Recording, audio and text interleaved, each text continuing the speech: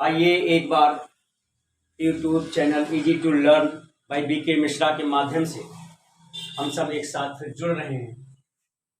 इसमें सूरदास जी का पद है, अभिगत गति कछु कहत न आवे।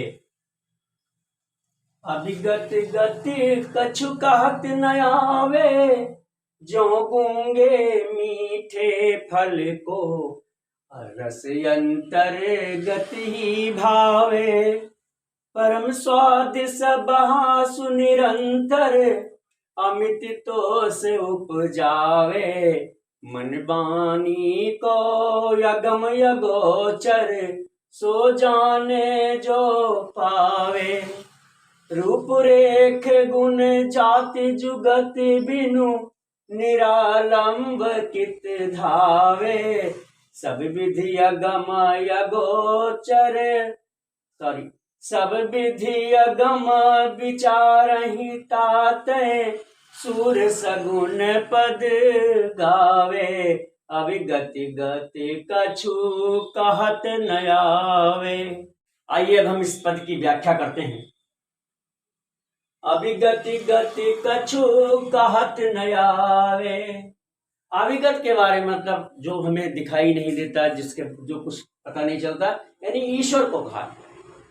और उसकी गति, ईश्वर की गति की या उसकी महिमा के बारे में कुछ वर्णन करना बड़ा ही कठिन है। कछु कहत ना आवे।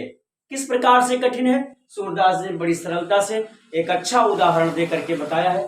किस तरह से कठिन है? जो गूंगे मीठे फल को रस अंतर गति ही भावे।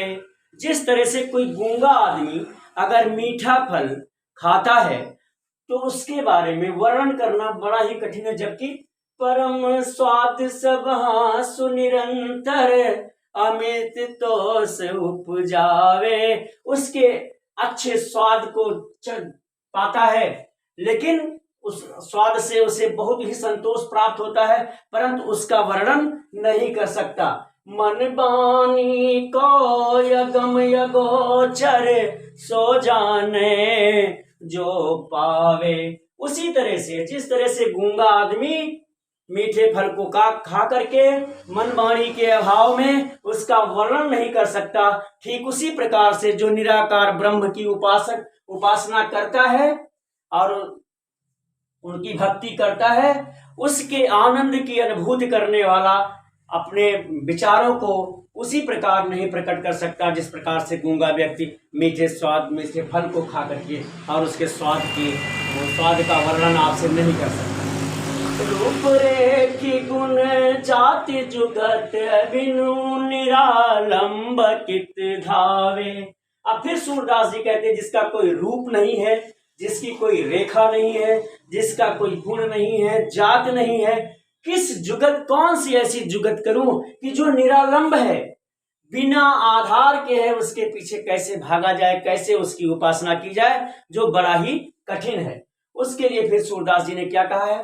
सब विधि अगम विचारहि ताते, सूर सगुन पद गावे। सूरदास जी कहते हैं, इन सब पर विचार करके निराकार ब्रह्म की उपासना करना कठिन है, इसलिए उन सब पर विचार करके हमने ये तय किया, यानी सूरदास जी ने ये निश्चय किया कि जो है सगुण ब्रह्म की उपासना की जाए, और वह सगुण पद उन्होंने गाना प्रारंभ कर दिया। यही इस पद की व्याख्या है। अब इसके काव्य सौंदर्य के बाद प्रसंग जो संदर्भ आता है, एग्जाम में आता है, तो हम लिखेंगे प्रस्तुत पद्यांश हमारी पाठ्य पुस्तक हिंदी के खंड काव्य सूरदास के पद से लिया गया है, जिसके रचयिता सूरदास जी हैं। प्रसंग की बात है, प्रसंग में लिखेंगे, चूंकि प्रसंग में हम वो लिखते हैं जो यहाँ हमें जिसके बारे में कुछ कहा जाता है। तो प्रसंग में सूरदास जी ने कहा है कि निराकार ब्रह्म की उपासना करना बहुत ही कठिन है, और उसकी तुलना में साकार ब्रह्म की उपासना करना सरल है। इसके बारे में उन्होंने बड़ा ही सुंदर उदाहरण देकर के और समझाया है। अब काव्य सौंदर्य में भाषा इसकी ब्रज भाषा है, भाषा ब्रज भाषा, रस शांत है, अलंकार अनुप्रास है, मुक्त ज्ञेय पद है, और प्रसाद इसका गुण है। अब अगर ये आपको अच्छा लगा हो, पूरी कोशिश मैंने की थी आपको अच्छे से समझाने का, यदि समझ में आया है तो अपने मित्रों को शेयर जरूर करें और उनसे मेरे channel easy to learn by BK Mishra को सब्सक्राइब करने के लिए भी कहें। और आपको किसी भी तरह की प्रॉब्लम हो फिजिक्स के न्यूमेरिकल में, मैथमेटिक्स में, इंग्लिश के ग्रामर में या हिंदी के व्याकरण में, तो जरूर मेरे व्हाट्सएप नंबर पर अपनी समस्या को भेजें। व्हाट्सएप नंबर है मेरा 9452510385 9452515385। इस पर अपनी समस्या भेजेंगे और समाधान आप तक जरूर पहुंचेगा। अब तक इस वीडियो में मेरे साथ बने रहने के लिए धन्यवाद।